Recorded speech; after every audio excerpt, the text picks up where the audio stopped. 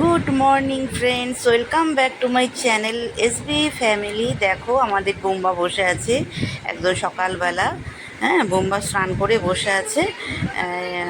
এই যে আমার হাজব্যান্ডকে একটু দেখাচ্ছি, ও খাবার খেয়ে একটু টিভি দেখছে। আসলে তোমরা টিভির আওয়াজ হয়তো পাবে। এই যে মশাই আমার পাপাকে, শ্বশুরমশাইকে নমস্কার করে প্রত্যেক দিনই নমস্কার করে বেরিয়ে যায়। এই যে অফিস যাচ্ছে, তোমাদেরকে একটু দেখাচ্ছি, চলো দেখতে থাকো।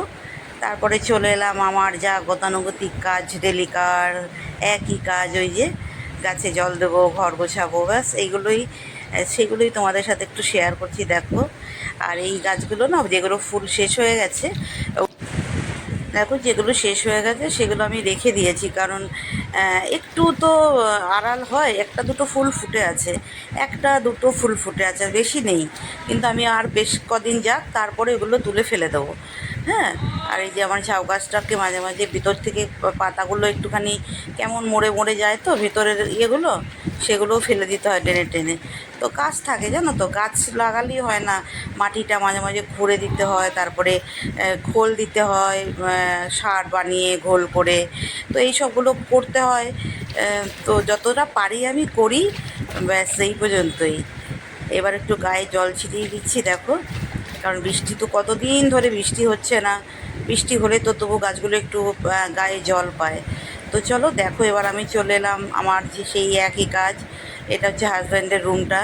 এই রুমটা আমি একটু পরিষ্কার করছি। এটা ডেলিই করি, ডেলিই করতে হয়, কারণ সবাইকেই করতে হয়, তাই না? কারণ পাঁচখানা আমার শোয়ার ঘর হচ্ছে চারটে। এই চারটে ঘরের একটা একটা করে গোছাই। তো সবগুলো তো আর দেখানো সম্ভব না। যেটা সুবিধা হয়, এখানে আমার একটা টেবিল আছে আলমারির সাথে করা, সেই টেবিলটাতে ফোনটা রাখলে আমার সুবিধা হয় আর কি। আমার এমনি স্ট্যান্ডও আছে, ফোনের স্ট্যান্ডও আছে, বাট ওটা নিয়ে নিয়ে ঘোরা, ওপরে যাওয়া আমার ভালো লাগে না। এই জন্য এই রুমটাই তোমাদের বেশি দেখাই আমি, আর আমার রুমটা দেখাই। তিনতলায় গিয়ে আর উঠে আর দেখাতে ইচ্ছা করে না। তো যখন ঘরটা ফাঁকা পাবো, ধরো ছেলে আছে, ছোট ছেলে তো ক্যামেরার সামনে আসবেই না, সেই জন্য ওর রুমটা দেখাতেই পারি না। আর আমার বড় ছেলের রুমে, ওর রুমে ও ঢোকা পছন্দই করে না। ওর বিছানা আমি যে ঝেড়ে ঝুড়ে দিয়ে আসবো, আবার ও ওর মতো করে নেবে। সেই জন্য ওরটা আমি করে দিয়ে আসি, বাট ও আবার মানে ঘুচকা ঘাচকি করে রেখে দেবে। তো যাই হোক, চলো দেখো ফ্রেন্ডস, আমি রেডি হয়ে গেছি। পার্লারে যাব, লিপস্টিকটা একটু লাগাবো, লাগিয়ে পার্লারে যাব। এবং পার্লারে কি কাজ হয়েছে যদি সম্ভব হয় একটু দেখাবো, আর না হলে রাতে রান্না করা আছে, রান্নাটা দেখো।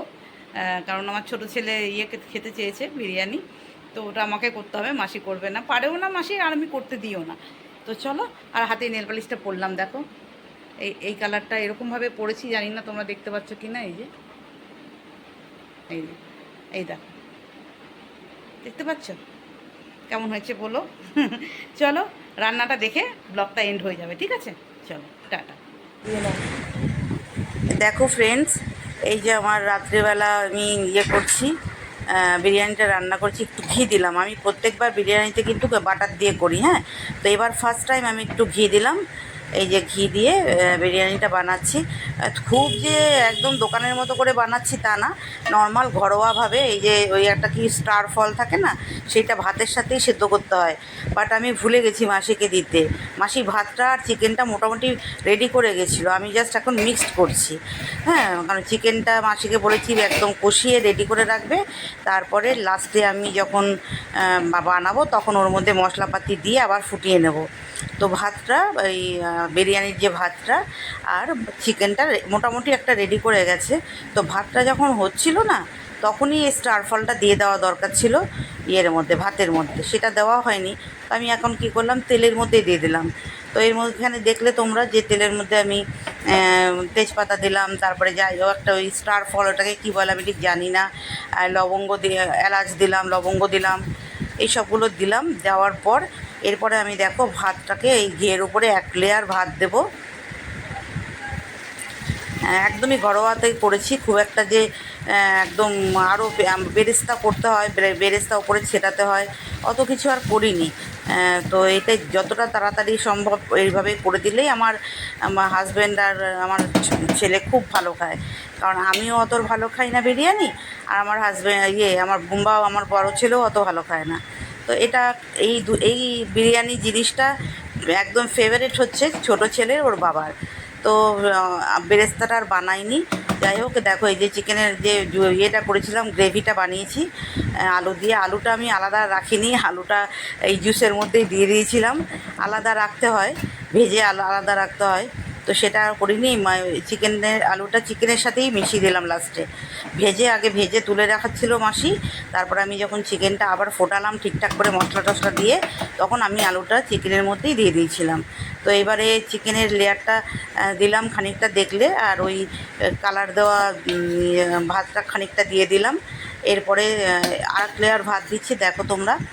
এটা জাস্ট মিক্সটা আমি করছি, বাট মোটামুটি আগের কিছুটা আমার রান্নার যে মেড উনি করে গেছেন। হ্যাঁ, ঠিক আছে, চলো তোমরা দেখো। এই আবার একটা ভাত মেশালাম, এক লেয়ার আর কি।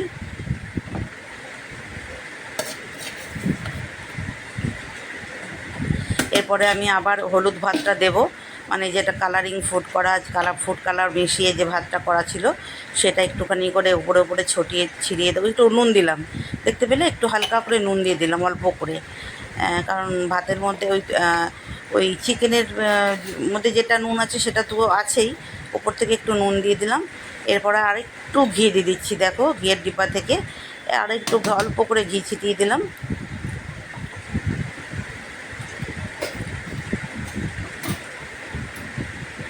এই আবার একটু হলুদ ভাতটা, যেটা কালার মেশানো যে ভাতটা, সেটা একটু দিয়ে দিলাম। এরপরে লাস্ট চিকেনটা দিয়ে দেবো।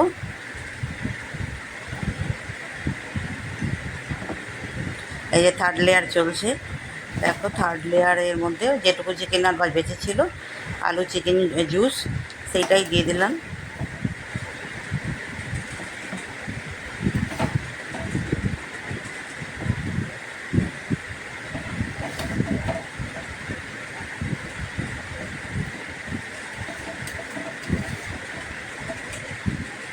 ঠিক আছে, চলো আমার এইটুকুই আজকের ব্লগটা, আমার এইটুকুই থাকলো। তোমাদের কেমন লাগলো সেটুকু একটু কমেন্টের মাধ্যমে জানাবে। এইটুকুই শ্যুট করতে পেরেছি সারাদিনে। ব্লগিং করা অনেক টাফ জানো, প্রত্যেকটা টাইমে এনগেজ থাকতে হয়। এরপরে দেখো আমি কড়াই থেকে পুরো জুসটা আস্তে আস্তে করে ঢেলে দিয়ে এটাকে স্প্রেড করে দেবো, পুরো ভাতের সাথে স্প্রেড করে দিচ্ছি, দেখো। তো এই ব্লগিং করাটা অনেক একটা চাপের কাজ, জানো তো। কারণ আমি কন্ট্রোভার্সি চ্যানেল আছে আমার, সেখানে ভিডিও দিতে হয়, একটা করে মিনিমাম একটা তো দিতেই হয়, সেইখানে ভিডিও করতে হয়। প্লাস এই ব্লগিংটা আমার সবথেকে ফেভারিট হচ্ছে সাবজেক্ট হচ্ছে এই ব্লগিং, এটাই আমার আসল ছিল আর কি। যাই হোক, লাস্টে চ্যানেলটা ভাগ করে দিলাম। কন্ট্রোভার্সি আগের যে ব্লগিং চ্যানেলটা ছিল সেটা কন্ট্রোভার্সিতে কনভার্ট করে এই চ্যানেলটা আমার এসবি ফ্যামিলিটা আমি অনলি ফর ব্লগিংয়ের জন্য রেখেছি। হ্যাঁ, তো সেই জন্যেই তো দুটো চ্যানেলকে মেনটেন করতে তো ধরো টাইম লাগে, এনার্জি লাগে, তো কোনটা কখন কোথায় দেব। তো যাই হোক, যতটা পারছি নিজের কাজকর্ম সেরে সব কিছু মেনটেন করে, সংসার বাচ্চা সব মেনটেন করার পর যতটুকু পারছি তোমাদেরকে শেয়ার করার চেষ্টা করছি। অত ভালো ক্যামেরাও হয়তো আমি করতে পারি না, যেমনভাবে করছি তোমরা ভালোবেসে সেরকমভাবেই দেখো। তো চলো, ব্লগিংটা আমি এখানেই শেষ করব। তোমাদের যদি ভালো লাগে তোমরা কমেন্ট করবে, অ্যাটলিস্ট কমেন্ট করবে, একটু ভালো লাগে, এটাই। তো হয়ে গেছে আমার বিরিয়ানি মোটামুটি শেষ। আর লাস্টে আবার 1 চামচ 2 চামচ দিয়ে দেবো, তোমাদের কি বলে, একটু ঘি দিয়ে দেবো। আর গোলাপ জল নাকি আর কেওড়া জল আর গোলাপ জল একটু মিশিয়ে রেখেছি বাটিতে। এই যে দেখো, এইটা একটু কাছ থেকে করে ছড়িয়ে দেবো চারিদিকে। ব্যাস, অলমোস্ট ডান। তো ব্যাস, এরপর ছেলেকে দিয়ে দেবো দিয়ে তোমার রায়তা, মানে দই, শসা, পেঁয়াজ কেটে রেডি করে রাখা আছে, ওটা দিয়ে বিরিয়ানিটা খায়ও। তো চলো, সবাইকে অনেক ভালোবাসা। যারা ভালোবেসে ভিডিওটা দেখবে তাদেরকে আমার অনেক অনেক ভালোবাসা, ধন্যবাদ জানিয়ে আমি ভিডিওটা এখানেই শেষ করলাম, মানে আমার বক্তব্যটা এখানেই শেষ করলাম, ভয়েস দেওয়াটা। আর ভিডিওটা অলমোস্ট শেষ হয়ে এসছে। চলো টাটা, তোমরা দেখতে থাকো, এটুকুই লাস্টে, টাটা।